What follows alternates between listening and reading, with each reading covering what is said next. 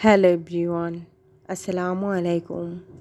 যে যেখান থেকে ভিডিওটা দেখছেন আশা করি সবাই আল্লাহ তাআলার অশেষ রহমতে ভালো আছেন এবং সুস্থ আছেন।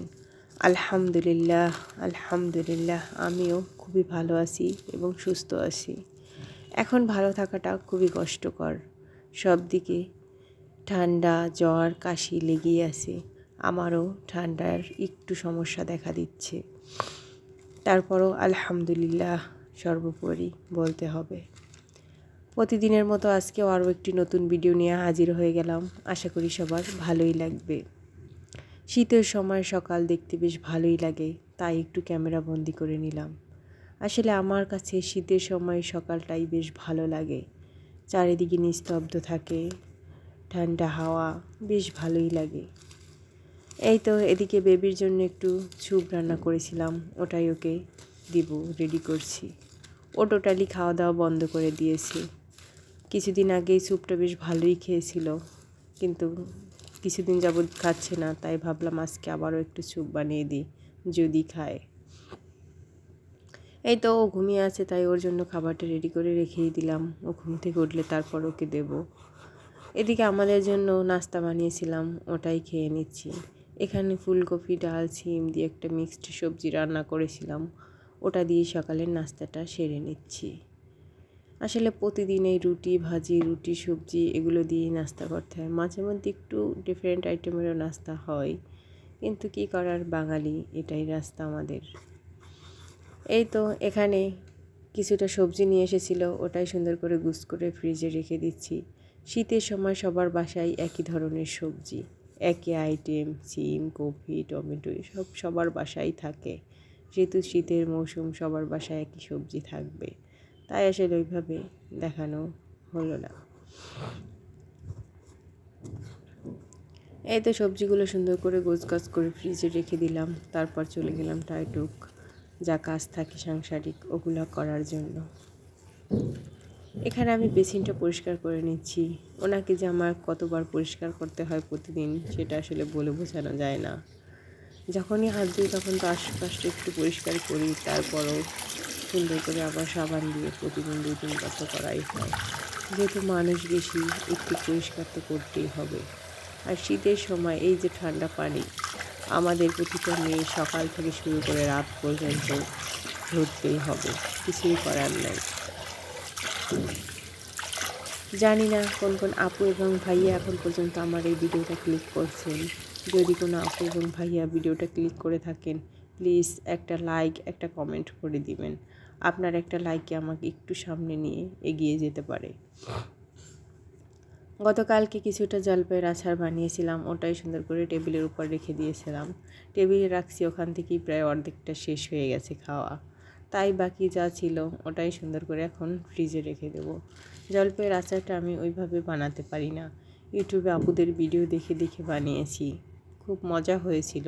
কয়েকটা ভিডিও ফলো করেছি আমি, একজনের রেসিপি নয়, আমি 4-5 জনের রেসিপি দেখে তারপর ওই রকম উপকরণ দিয়ে বানিয়েছিলাম। বেশ মজা হয়েছিল আচারটা, যেমন কালার এসেছিলো তেমন খেতেও দারুণ হয়েছিল। তাই তো টেবিল থেকে অর্ধেকটাই শেষ হয়ে গেছে।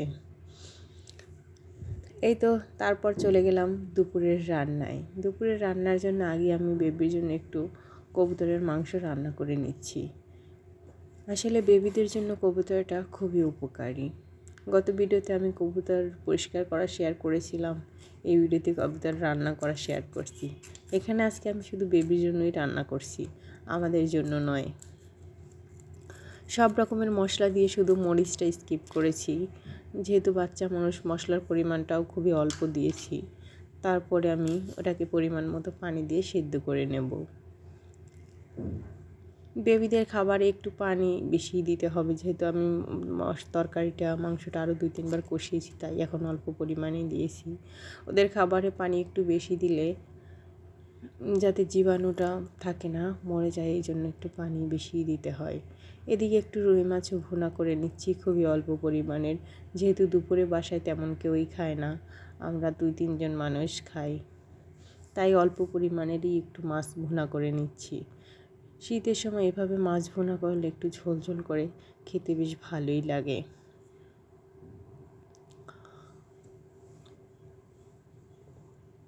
এই তো এদিকে একটু ফুলকপিও রান্না করে নিচ্ছি। ফুলকপিটা আমি সুন্দর করে কষিয়ে তারপর পরিমাণ মতো পানি দিয়ে সিদ্ধ করে নেব। ফুলকপিতে কোনো এক্সট্রা একটা স্মেল আসে, কেমন যেন গন্ধ, ভালো লাগে না। তাই ফুলকপিটা আমি সুন্দর করে তেলের উপর কষিয়ে নিচ্ছি। তারপর আমি পরিমাণ মতো পানি দিচ্ছি। আসলে রান্নাবান্না আমরা সবাই পারি, একটু কম আর একটু বেশি। কেউ একটু বেশি পারি সুন্দর করে, আর কেউ একটু কম পারি। তারপরও যা পারি আমরা চলে যাই। আসলে মেয়েরা পারে না এমন কোনো কাজ হতেই পারে না, তারা একবার দেখলেই সব কাজই করতে পারে। এখানে একটু বেগুন আর আলু দিয়ে পাবদা মাছও ভুনা করে নিচ্ছি। এই সবজিটা আরও একদিন রান্না করেছিলাম, বেশ ভালোই লাগছিল খেতে মাছ দিয়ে, তাই আজকে আবারও একটু রান্না করে নিচ্ছি। এদিকে আমার ফুলকপিটাও রান্না করা হয়ে গেছে। যেহেতু আমি কাঁচামরিচ দিয়ে রান্না করছি তাই কালারটা এরকম দেখা যাচ্ছে। অল্প পরিমাণের ধনেপাতা কুচি দিয়ে নামিয়ে নিচ্ছি। আমার কোনো কথা এবং কাজে যদি ভুল হয়ে থাকে প্লিজ ক্ষমার দৃষ্টিতে দেখবেন। মানুষ মাত্রই ভুল। একটা মানুষের ভুল ভালো সব দিক নিয়েই একটা মানুষের কোনো দিক পারফেক্ট থাকে না। এই তো এদিকে আমার পাবদা মাছটাও ভুনা করা হয়ে গেছে, ওটাকেই সুন্দর করে নামিয়ে নিচ্ছি। জানি না কোন কোন আপুদের সাথে আমার মতো এরকম হয়। আমার প্রতিদিন 5 থেকে 6টা সাবস্ক্রাইবার কেটে যায়। আমি জানি না কেন এরকম হচ্ছে, যা বাড়ছে তার থেকেও কেটেই যাচ্ছে বেশি। তাই ভালোই লাগছে না কিছু, মনে হয় সব কিছু ছেড়েই দেই। এদিকে ওই তো বেবির জন্য যে মাংসটা রান্না করেছিলাম ওটাও রান্না করা হয়ে গেছে। ওই যে আমি ওর খাবার একটু কাঁচামরিচও দিয়েছিলাম ফ্লেভারের জন্য, যেহেতু আমি গুঁড়ামরিচটা টোটালি স্কিপ করেছি তাই শুধু একটু কাঁচামরিচ দিয়েছিলাম। ওটাকে এখন আমি একটু ঝোল ঝোল রান্না করছি, যেহেতু ভাতে মাখিয়ে ওকে খাওয়াবো। এই তো দুপুরে রান্না বান্না শেষ, তারপর চলে এলাম চুলার কাছে। এনাকে যে কতবার যে ডেলি পরিষ্কার করতে হয়, যখনই রান্না করি তখনই, তারপর তো আবার ডিপ ক্লিন করাই হয়। ওনার উপর যে কত অত্যাচার হয় প্রতিদিন, ধোয়া মাজা ঘষা। আসলে রান্নাঘরের চুলাটা ক্লিন না করলে রান্না করে তাহলে মনে হয় টোটালি রান্নাঘরটা অপরিষ্কার। এই তো আমার চুলাটাও সুন্দর করে পরিষ্কার করা হয়ে গেছে।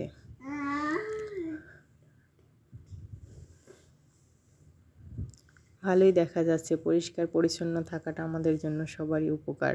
ভালো থাকবেন সবাই, সুস্থ থাকবেন। আসসালামু আলাইকুম।